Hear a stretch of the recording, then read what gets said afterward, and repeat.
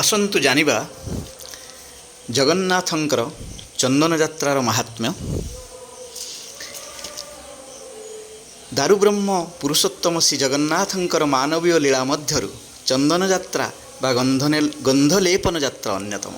आपण माने जो पुरी रे एबे चंदन यात्रा देखुचंती आपण मानक सम्मुख रे एहाकु गंधलेपन यात्रा मध्य कुहा जाय। यह हेउची महाप्रभुंकर सबुठु अधिक दिन धरी चालुथुवा यात्रा। दोले च दोल गोविंद चापे च मधुसूदनम रथेतुंग वामनं दुष्ट्वा पुनर्जन्म ना विद्यते।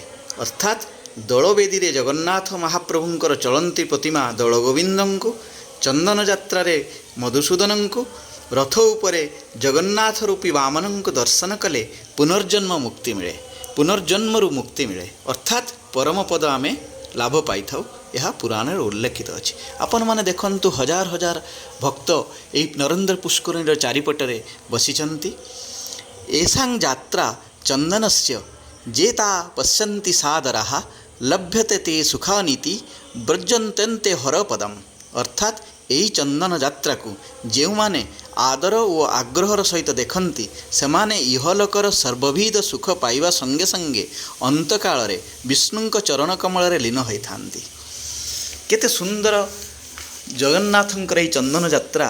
हजार हजार संख्यार लोक मैंने आपण सम्मुखें बसचंती नरेंद्र पुष्करिणी चारिपटे। पुराण रे आमर रही दुई मास को आमर जो चैत्र और बैशाख मास को मधुमास बोली कहा जाए। यही मासरे प्रभु श्री जगन्नाथ को मधुसूदन भावे उपासित करा जाए।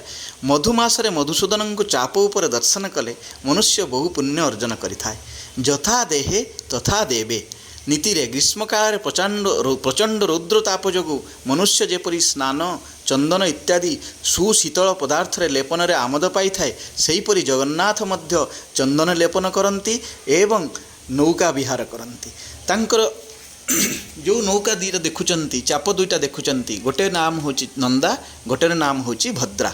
बेस सुंदर, केते सुंदर सुसज्जित चाप दुईटी देखंतु, नंदा और भद्रा। आपण मानक सम्मुख रे नंदा और भद्रा एइथिरे ठाकुर विजय करती।